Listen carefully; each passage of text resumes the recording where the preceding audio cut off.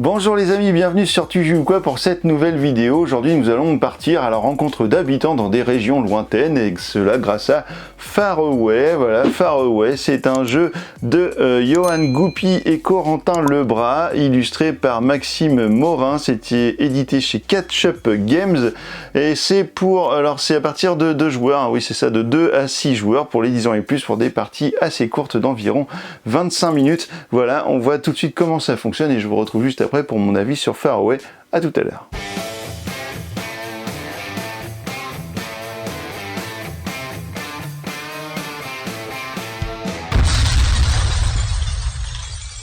Voici le matériel pour une partie de Faraway. Alors, qu'est-ce qui va se passer dans ce jeu? Eh bien, vous allez faire une collection de 8 cartes devant vous et ces cartes vont vous rapporter des points à la fin de la partie par rapport à des petits bonus que vous aurez peut-être arrivé à débloquer sur chaque carte.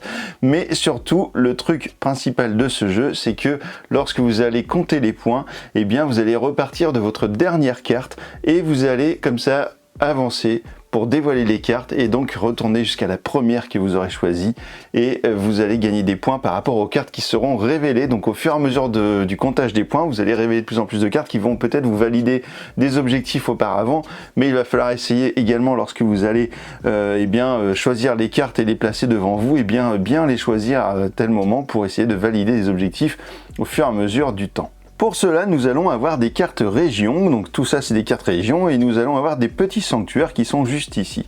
Alors les cartes régions, elles sont de 4 couleurs différentes, vous allez avoir le jaune, le vert, le rouge et le bleu. Je vais vous montrer celles-ci pendant qu'elles sont juste ici, voilà. Parce que vous allez en disposer donc sur la table autant de cartes que de joueurs plus une. Donc là j'ai fait une petite préparation pour 2 joueurs, donc on met une petite rivière de 3 cartes, donc 2 joueurs plus une, issue de cette pioche là, et vous allez distribuer 3 cartes à chaque joueur, sachant qu'il y a une petite variante que vous pourrez faire lorsque vous maîtriserez le jeu et que vous pourrez donc prendre 5 cartes et choisir parmi ces 5 cartes lesquelles vous allez garder pour en faire garder une main de 3 cartes au final. Alors on va regarder un petit peu comment ça se passe les cartes, parce qu'en fait vous avez des petits bonhommes dessus qui sont des habitants, et en fait ces habitants vont vous proposer en gros des petites missions, des petits objectifs, et il va falloir les remplir pour pouvoir gagner des points. Alors il y a différentes instructions, hein, bien sûr, au-delà des illustrations, c'est que ici vous avez dans le haut à gauche des numéros, voilà, avec un côté jour, donc le soleil, et un côté nuit, ici avec la lune. Donc ça peut être important car vous aurez peut-être des petits objectifs qui vont vous demander des points par rapport à des cartes de nuit, donc peut-être que ça c'est intéressant. La valeur de la carte est très importante également, puisque c'est ce qui va un petit peu déterminer, on va dire, l'initiative de la partie, et puis également peut-être la visite ou pas de ces différents sanctuaires. Je vais y revenir bien évidemment. Ensuite, vous allez avoir soit des points que vous allez pouvoir obtenir grâce à certaines couleurs, par exemple de cartes, comme celle-ci. Celle-ci va vous rapporter 1 point pour chaque carte jaune ou bleue, et bleu, pardon, on ne sait pas où, c'est parce qu'ils ont mis un trait, donc on a l'habitude avec les traits de dire où, mais non, c'est et. Donc c'est 1 point pour toutes les cartes jaunes et bleues qui seront dévoilées au moment où cette carte va arriver. Vous aurez également des petits symboles comme ça avec des têtes de je sais pas quoi, là on appelle ça des chimères, voilà, des chimères. Donc en fait les chimères vont vous rapporter 3 points, c'est avec cette carte si vous en avez. Voilà, donc vous avez différentes choses comme ça, les petits parchemins ça correspond aux cartes sanctuaires, et vous avez également des points, voilà, donc 17 points et 20 points qui seront par exemple à débloquer si vous avez 4 symboles chimères, ou ici des petites pierres bleues, là voilà, donc les petites pierres ou les chimères, eh bien vous allez récupérer soit sur le côté haut à droite des cartes, ou bien sur les cartes sanctuaires, puisque je vais vous montrer quelques cartes sanctuaires. Vous allez voir que par exemple ici, vous voyez, ce sanctuaire va compter à la fois comme une carte verte et à la fois pour 1 point pour tout ce qui est carte de nuit. Ici, cette carte en carte grise ne compte pour aucune couleur, mais par contre elle va vous amener un symbole de nuit et une pierre bleue, et voilà, et vous allez donc avoir plein de cartes comme ça, un symbole de nuit et une chimère. Ici vous allez avoir 2 points par chimère. Enfin vous voyez un petit peu ce que ça va donner les cartes sanctuaires. Alors tout le monde va jouer en même temps pour sélectionner sa carte et puis la valider, donc on la validera face cachée, vous allez voir, et puis après il y aura tout un petit travail avec les numéros que vous allez voir. Alors donc ça c'est pour l'explication des cartes, donc à chaque fois ce sera le même principe, soit vous aurez des points en fin de partie par rapport à un certain nombre de cartes que vous aurez ou pas, ou alors vous aurez débloqué des petits bonus comme ça. Donc vous avez 3 objets qui sont à utiliser, à regrouper pour essayer d'avoir des bonus. C'est soit les petites pierres bleues, soit les chimères, soit les chardons qui sont ici. Alors en fait c'est des chardons héros dorés je crois dans la boîte. Je vous avoue que quand on a joué à chaque fois les gens appellent ça des ananas, hein. Donc voilà, donc on va dire les ananas, ça va être plus marrant. Et puis donc voilà. Donc au début de la partie, eh bien, vous allez avoir 3 cartes face cachée et donc ces cartes là qui seront visibles, donc tous les joueurs auront exactement la même chose, 3 cartes cachées dans les mains. Vous allez secrètement choisir une carte et donc vous allez la choisir selon 2 critères, soit ce que vous voulez par exemple avoir à la fin en espérant peut-être débloquer. Là en l'occurrence peut-être le bonus de 20 points avec les 4 cartes bleues, c'est bien de le mettre dès le début en première carte parce que il va falloir quand même récupérer des petits symboles comme ça, c'est peut-être pas gagné tout de suite, donc il va falloir au moins attendre un petit peu pour les débloquer. Donc si vous mettez ça en fin de manche, forcément ça va mal se passer. Donc là on va dire qu'on va mettre peut-être cette carte, mais il y a aussi un autre critère, c'est que plus le chiffre est élevé, moins je vais avoir l'initiative pour aller récupérer une carte après, car lorsque je me sépare d'une carte, eh bien on verra qu'on va aller chercher une carte ici dans la rivière, et plus mon numéro est petit, donc plus je serai le premier à choisir. Et également, lorsque j'ai un numéro qui est très grand, eh bien la carte que je vais mettre après, si elle a un numéro supérieur, je vais pouvoir aller chercher un sanctuaire, alors que si elle a un numéro inférieur comme celle-ci, je récupérerai pas de sanctuaire, donc forcément ce sera des bonus en moins. Alors peut-être évidemment plus les cartes rapportent 2 points, plus elles sont chères en coût, donc on va quand même mettre ça. Hop, on va jouer celle-ci. Donc au début vous choisissez votre carte, une fois que tout le monde a choisi sa carte face cachée, on la révèle, on la met comme ça, hop, je vais la cadrer juste ici pour avoir la place de mettre les 8. Donc pour l'instant on la laisse face visible parce qu'il faut quand même avoir un petit peu de repères sur ce qu'on va faire pendant la partie, on va pas non plus masquer maintenant les cartes. Donc ensuite le joueur qui aura le chiffre le plus petit ici sur sa carte, eh bien choisira en premier une carte pour refaire sa main de 3 cartes. Donc ici moi j'ai besoin de pierres bleues, il n'y en a pas ici, par contre c'est une carte bleue, peut-être que je pourrais chercher celle-ci qui peut-être me rapportera un point plus tard sur des cartes bleues ou jaunes, ça peut être intéressant.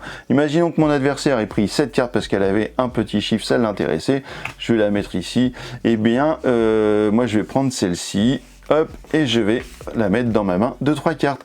Cette carte là va être défaussée, la dernière qu'il restait, et on va mettre à nouveau 3 cartes comme ça sur la rivière. Alors ça va nous permettre de voir également qu'il y a ce genre de petits bonus. Alors ça par exemple, si vous avez 4 cartes de couleurs différentes, vous arrivez à avoir les 4 couleurs dans votre board, et bien vous allez gagner 10 points. Alors attention, c'est pareil, si vous mettez ça en 8e carte, évidemment lorsque vous allez retourner, elle va vous rapporter 0 parce que vous n'aurez aucune carte, sauf si vous avez des sanctuaires qui vous permettent de le faire, car les sanctuaires vont vous aider également à faire tout cela. Alors ici on va choisir une nouvelle carte. Eh bien je vais jouer par exemple, moi je vais jouer celle-ci parce que celle-là elle a une petite pierre bleue qui m'intéresse bien, donc je vais la jouer face cachée, et puis comme mon adversaire a fait de même, eh bien je la révèle, hop, j'ai 28, donc là mon chiffre de carte ici est plus petit que le 66 évidemment, donc je ne vais pas aller chercher de sanctuaire.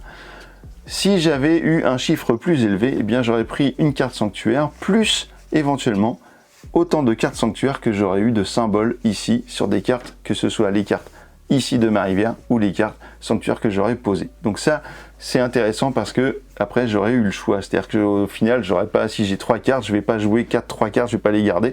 Par contre j'aurais une possibilité de choix parmi 3 cartes, donc forcément il y a plus de choix pour obtenir ce que je veux. Eh bien écoutez, 28, donc on va dire que j'ai été le premier à choisir, je vais prendre celle-ci, mon adversaire va prendre celle-là, hop, celle-ci elle va retourner là, et on retourne comme ça, et vous allez faire ça pendant toute la partie jusqu'à temps d'avoir joué 8 cartes. Donc là je vais essayer d'en jouer une qui serait de valeur supérieure, je vais jouer la 49 par exemple. Donc là il me faudra 2 petites pierres bleues et un ananas ou un chardon comme vous voulez pour valider les 12 points. Ce qui est intéressant c'est qu'ici j'ai un petit papyrus qui va me permettre de gagner un sanctuaire de plus. Donc lorsque je vais jouer ça, et bien du coup je vais pouvoir ensuite à la suite d'avoir récupéré ma prochaine carte, Donc si le joueur avait pris ça, moi j'aurais peut-être pris ça par exemple, hop, et voilà. On a choisi les cartes, là maintenant on va pouvoir récupérer les sanctuaires. Donc là je gagne un sanctuaire parce que ma carte est une valeur supérieure à la précédente, et je gagne un deuxième sanctuaire parce que j'ai un papyrus ici. Et oui, et là j'ai le choix maintenant entre ces deux sanctuaires. Écoutez, ça tombe plutôt bien, j'ai besoin de trucs bleus là, des petites pierres bleues, des udus je crois. Eh bien je vais garder celui-ci, et celui-là, eh bien je vais le défausser, voilà. Alors il va pas sous la défausse, en fait il va sous la pile de cartes sanctuaires. Alors qu'est-ce qui va se passer, c'est que là déjà j'ai déjà deux petites pierres bleues, donc ça c'est plutôt cool, et en plus cette carte va m'apporter un point par pierre bleue à la fin de la partie. Je vais faire une petite mise en place, une petite salade de points là pour vous préparer un petit peu ça, et puis on va regarder ce que ça donne pour le comptage des points. À tout de suite, pour vous c'est juste un clin d'œil. Voilà, on est arrivé au 8e tour, donc là ce qui va se passer c'est que j'ai mis donc ma 8e carte, et on va retourner, donc face cachée, parce que c'est plus facile pour compter un petit peu les points, on va retourner toutes les cartes que l'on aura mis sur les tours précédents. Et c'est là que vous allez voir un petit peu comment ça se passe. Donc là, peut-être qu'il y a des plans que vous aurez pensé pendant la partie qui vont pas fonctionner, et ça va peut-être pas marcher comme on veut. Donc là, on va récupérer une petite feuille de score, voilà, que je vais mettre hop, juste au-dessus, comme ça on la verra bien. Là, vous allez marquer votre nom et vous allez marquer votre total de score pour les 8 cartes à venir, plus les sanctuaires juste ici. Alors on va commencer par la première carte, et si vous avez eu soit de la chance soit bien joué, eh bien la première carte devrait normalement vous rapporter quelques points, ou en tout cas être plutôt une carte sympathique pour jouer. Alors là, en l'occurrence, celle-ci ne va rien me rapporter à part un petit chardon qui est juste ici, un petit papyrus, donc c'est déjà plutôt pas mal. Donc sur la première carte, ça veut dire que là j'ai marqué hop 0 points. On va retourner la deuxième. La deuxième carte va m'apporter un point par papyrus. Donc là, j'en ai 1, 2 et 3. Voilà, ça fait que 3 points. C'est pas génial. Ensuite, alors je vous l'ai dit, vous voyez que c'est un peu punitif au niveau des points. Il va falloir bien penser votre jeu. Donc là, je l'ai fait vite fait. Ici, il me faut deux chimères pour pouvoir débloquer 9 points. Eh bien, j'en ai pas sur les cartes ici, j'en ai qu'une ici sur les cartes sanctuaires, donc ça veut dire que je n'ai pas validé cet objectif. Décidément, hop, 0.